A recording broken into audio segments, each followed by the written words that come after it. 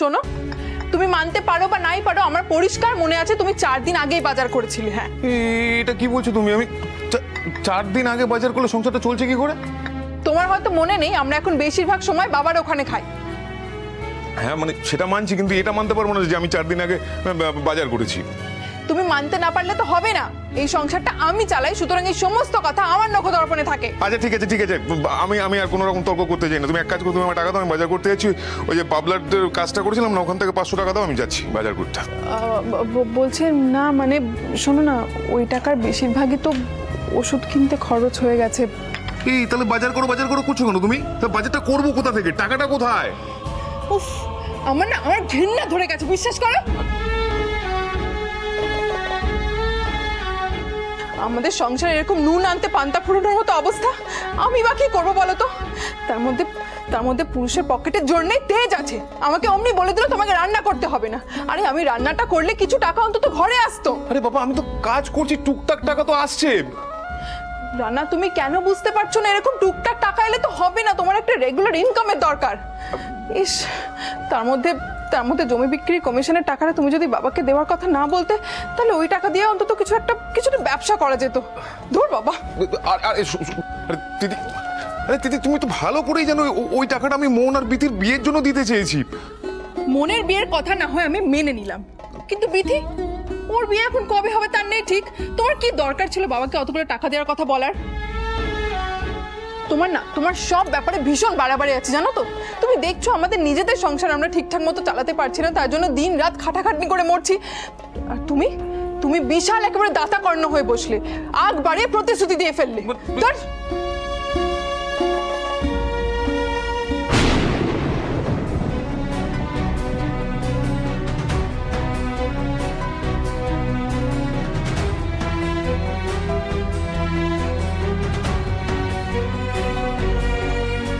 কিছু মনে করিস না দিভাই, তোদের একটা কথা জানিয়ে রাখি। বাবা কিন্তু প্রতিদিন রান্নার আগে তোরা কি খাবি সেই খোঁজটা নিতে বলে। আর শুধু তাই নয়, প্রতিদিন বাজার যাওয়ার সময় 2টো ব্যাগ নিয়ে যায়, একটা আমাদের বাড়ির, একটা তোদের বাড়ির। মন আমার কথা শোন। মন, আমি ওভাবে বলতে চাইনি। মন, এই যে তুমি দায়ী, এই সব কিছুর জন্য তুমি দায়ী।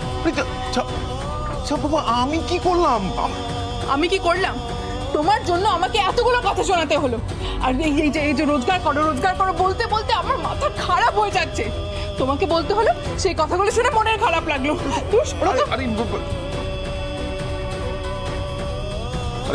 আমার কথাটা শোনো। আমার আর ভালো লাগে না, আমার জীবনে না একটুও শান্তি নেই। একটার পর একটা ঝামেলা লেগেই আছে। একটু বোঝার চেষ্টা করো একটু।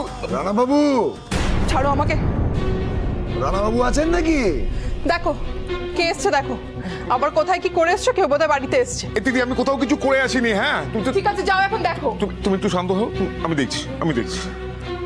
কে কে? বিথি, কি হয়েছে? আবার কাঁদছিস কেন? আবির ফোন করেছিল? মিজি, কাল রাতে তো ইন্দ্রদা এসে যাবে, তোকে আসল কথাটা বলাই হয়নি। আরে বাবা, কি কথা? আজ না ঘুম থেকে উঠে থেকে আমার খুব পেটে ব্যথা করছে। মানে আবিরের সঙ্গে তোর পেটে ব্যথার কি সম্পর্ক? আর তাতে তুই কাঁদছিস বা কেন? আবির বলেছে। আরে বাবা, কান্না বন্ধ কর, বল আবির কি বলেছে? আবির বলেছে যে ওর আর আমার মধ্যে যা হয়েছে তাতে নাকি আমি ওর বাচ্চার মা হবই।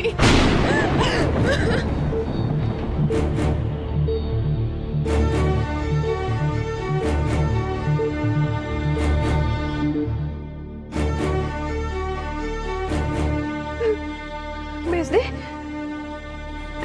ও বেজদি,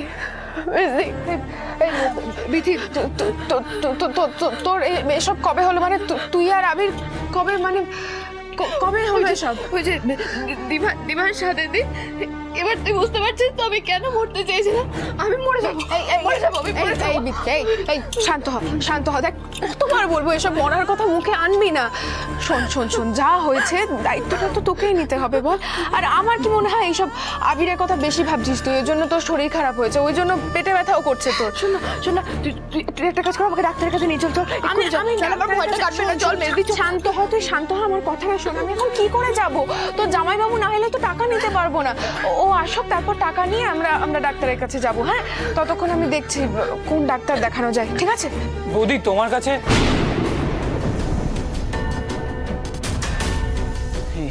এ কি বৌদি, বিথি কেন কাঁদছে? হ্যাঁ, তুমি বলে আসতে পারো না? এইটুকু ভদ্রতা নেই? সরি বৌদি, আসলে আমি অত ভেবেচিন্তে আসিনি গো, আমার ভুল হয়ে গেছে, পরের বার থেকে আর এরকম হবে না। কিন্তু বিথি কেন কাঁদছে? হ্যাঁ, দেখো, আমাদের দুই বোনের মধ্যে অনেক কথাবার্তা থাকে, তো সেগুলো সবাইকে বলা যায় না। তুই যা, ভেতরে যা।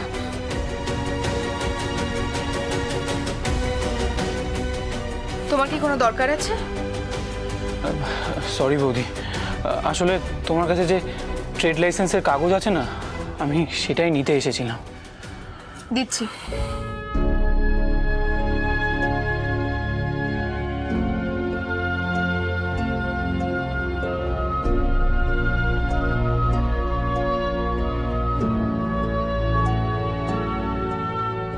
এই নাও। ঠিক আছে।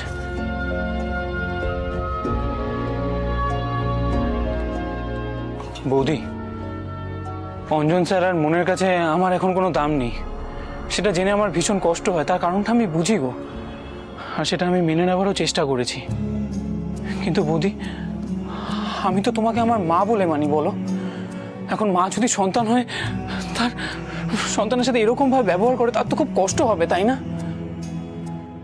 বৌদি, আমি যদি কোনো ভুল করে থাকি, তুমি আমাকে 100 বার বকবে, মারবে, তাতে আমি কিচ্ছু মনে করবো না গো। কিন্তু প্লিজ বৌদি, রাস্তার লোকের মতো অন্তত আমার সাথে এরকম ব্যবহারটা করো না। আমি এটা কিছুতেই মানতে পারবো না গো। আসছি।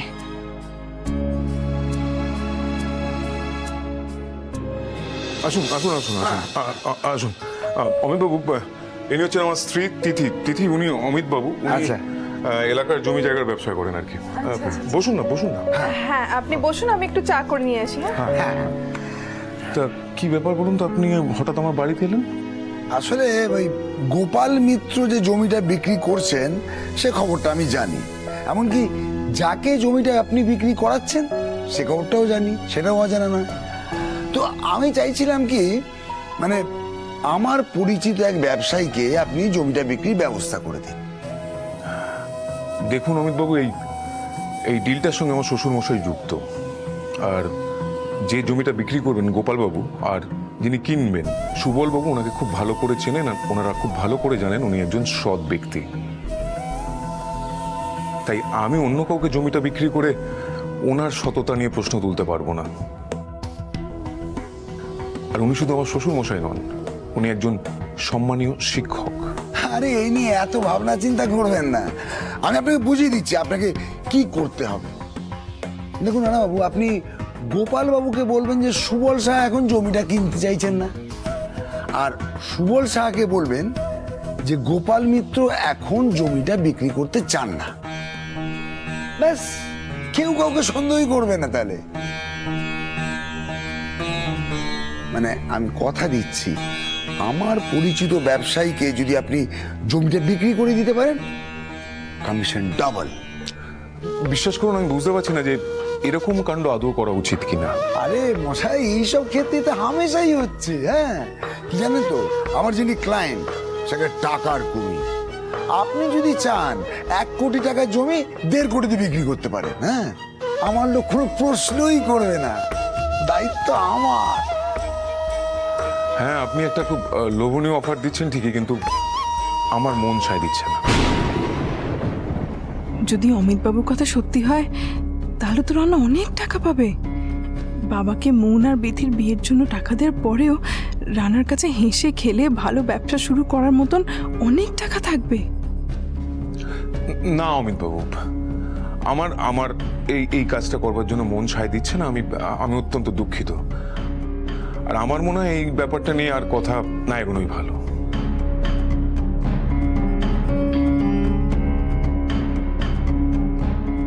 এই নিন চা। বলছি তুমি একটু শোনো না গো, একটু শোনো। কি বোকার মতো কাজ করছো তুমি, সবকিছু তো তোমার হাতে। এই কাজটা হলে বাড়িতে কতগুলো টাকা আসবে তুমি ভাবতে পারছো? দেখো দেখো তিতি, টাকা আসবে আমি জানি, কিন্তু আমার মন সায় দিচ্ছে না। আরে বাবা, তুমি কি কারো ক্ষতি করছো নাকি? এটা তো কারো ক্ষতি হচ্ছে না। গোপাল কাকুর একটু বেশি দাম পাবে, আর তোমার হাতে কতগুলো টাকা আসবে তুমি ভাবতে পারছো? রানাবাবু, একটু হ্যাঁ বলুন। না মানে বলছিলাম কি, মানে কোনো তাড়াহুড়োর কিছু নেই বুঝলেন। আপনি এক্ষুনি সিদ্ধান্ত নিতে হবে না, আপনি ভেবে চিন্তে আমাকে জানাতে পারেন। হ্যাঁ ঠিক আছে, আপনি যখন বলছেন আর আমার স্ত্রীও যখন বলছে, আমি একটু ভাবনা চিন্তা করে আপনাকে জানাচ্ছি। হ্যাঁ,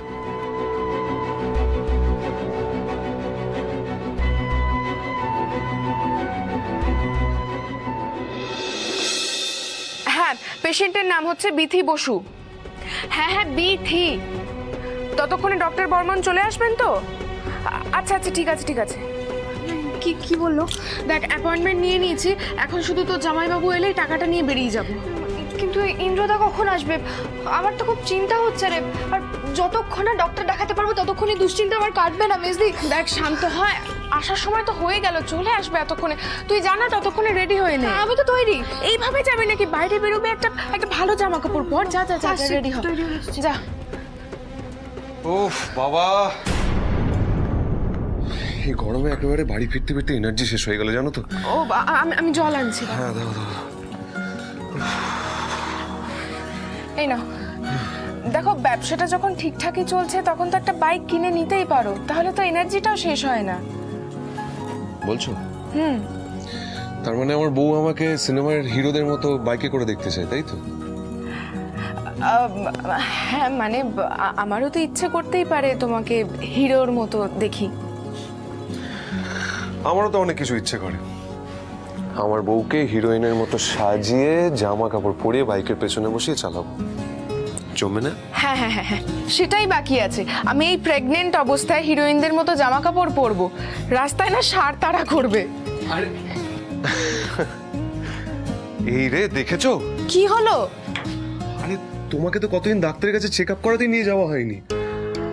ও হ্যাঁ, মানে তাতে কি হয়েছে?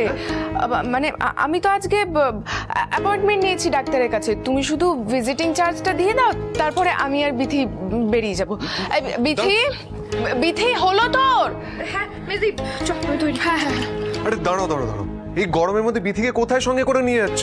আমি তো দোকান থেকে এসে গেছি, তোমরা একটু অপেক্ষা করো, আমি হাত মুখ দিয়ে বেরিয়ে পড়ছি। ইন্দ্রদা, বলছি আমার কোনো কষ্ট হবে না। কোনো কষ্ট হবে না মানে?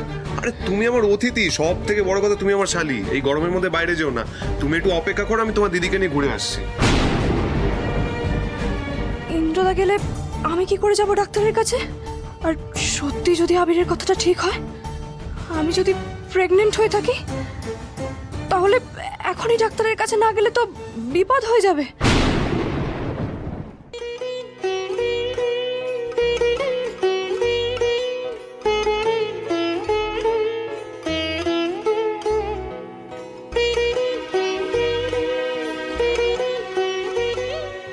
আরে দীপদা, তুমি এই মন্দিরে কি করছো? আমি আসলে তোমাদের বাড়িতে গিয়েছিলাম। গিয়ে দেখলে দরজায় এত বড় তালা। হ্যাঁ, আর সেই কারণেই পাশের বাড়ির কাকিমার কাছে গিয়ে জানতে পারলাম যে তোমরা দুই বোনে মন্দিরে এসেছো। আর তাই তুমিও এখানে চলে এলে? ওই আর কি। এটা গন্ধে পুষ্পে নম শিবায় নম, এটা সর্ব নৈবেদ্যম নম শিবায় নম, এটি গন্ধ পুষ্প বিল্ল পত্রাঞ্জলি নম শিবায় নম। ঝিনুক, ঝিনুক, তোকে না বললাম পাশাপাশি থাকতে, তুই কোথায় চলে গেছিলি বলতো? চল এবার।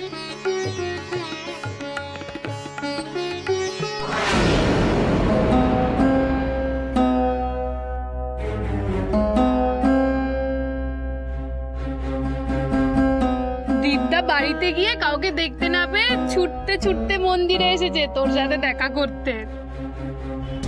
কেমন আছো মন? ভালো, আপনারা? আমরাও ভালো আছি। ঝিনুক চল। কোথায়? বাড়িতে।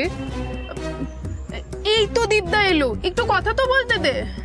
ঝিনুক, ও দীপদা সকাল থেকে যে উপোস করে আছে সে কি করে বললো সে ভালো আছে? এই ঝিনুক, মনের বুঝি আজকে উপোস? কিন্তু এখন তো পুজো হয়ে গেছে, এখন তো খাওয়া যেতেই পারে নাকি?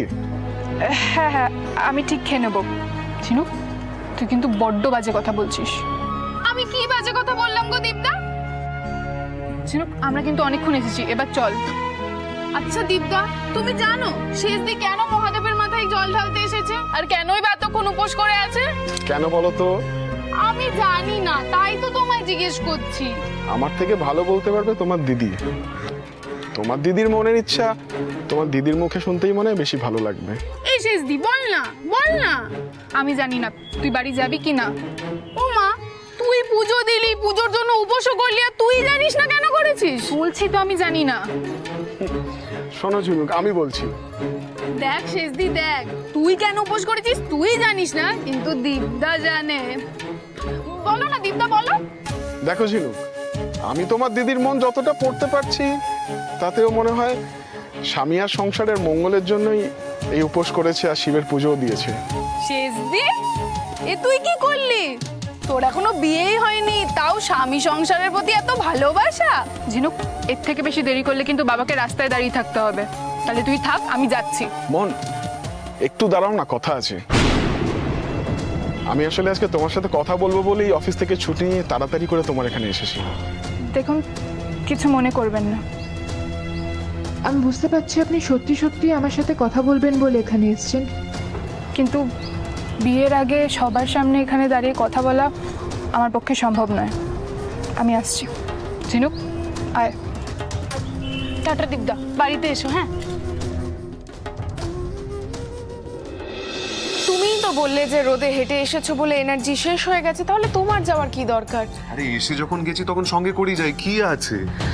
দেখো তুমি কাজে ব্যস্ত থাকো বলে আমি ওই জন্যই তো বিথিকে সঙ্গে করে নিয়ে যেতে চাইছি, এটা বোঝো? এই কাজ ব্যবসা সবকিছুতেই সংসারের জন্য নীরা, আমাদের সন্তানের জন্য।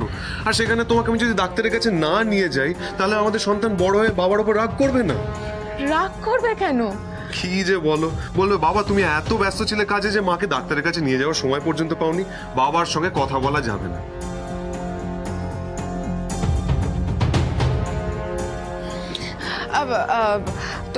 তুমি কি এটা ভেবে দেখেছো নতুন বাবা? বাবা হইনি, বাবা হব। কি ভাববো? তোমার ছেলে তো তোমার মতোই হবে না।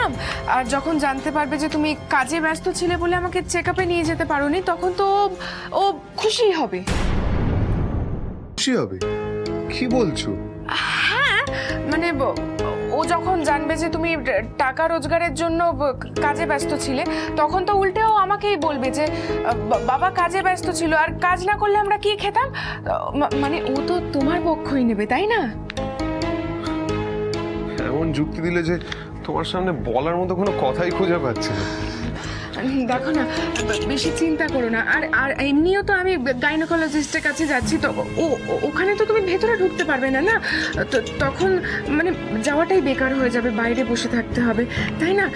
তার চেয়ে বরং আমি আর বিথি যেরকম যাচ্ছিলাম সেরকমই যাই। হ্যাঁ, আর আমি বাদ? আরে বাবা, তুমি বাড়িতে থাকো না, রেস্ট নাও। দেখো, তুমি যে আমাকে নিয়ে যেতে চেয়েছিলে এটা আমি আমাদের সন্তানকে ভালো করে বুঝিয়ে দেব, দেখবে ও একটুও রাগ করবে না। বিথি, তোমার দিদি আজকে একেবারে ফুল অন মুডে আছে। কথার তোরে আমাকে একেবারে দাঁড়াতেই দিচ্ছে না। তা ঠিক যখন করে নিয়েছো আমার সঙ্গে করে নিয়ে যাবে না শালিকেই সঙ্গে করে নিয়ে যাও? বিথি, আমি বাদ। হে নীরা, ডাক্তারের ফিজ। হ্যাঁ, এই দেখেছো? যা কি হলো? আরে আমি একটা জরুরি কাজ ভুলেই গেছি, বিজয় ট্রান্সপোর্টে একটা জরুরি মিটিং ছিল। আমি বেরোচ্ছি, হ্যাঁ? তোমরা সাবধানে যেও প্লিজ। বিথি, আমি মেজদিকে সাবধানে নিয়ে যাব। ঠিক আছে, আমি আসছি। হ্যাঁ হ্যাঁ হ্যাঁ, সাবধানে যেও। হ্যাঁ, তোমরাও। বাবা, আজকে বড় বাঁচা বাঁচলাম। জানিস তো মেজদি, আমি ভেবেছিলাম বোধহয় আমাদের যাওয়াটাই হবে না। তুই আজকে দারুণ কথা বলেছিস। আমি তোকে কখনো বিপদে পড়তে দেবো না। এই বিথি, এখন কান্নাকাটি শুরু করিস না প্লিজ। দেখ চেম্বারে যেতে দেরি হয়ে যাবে তো, বল।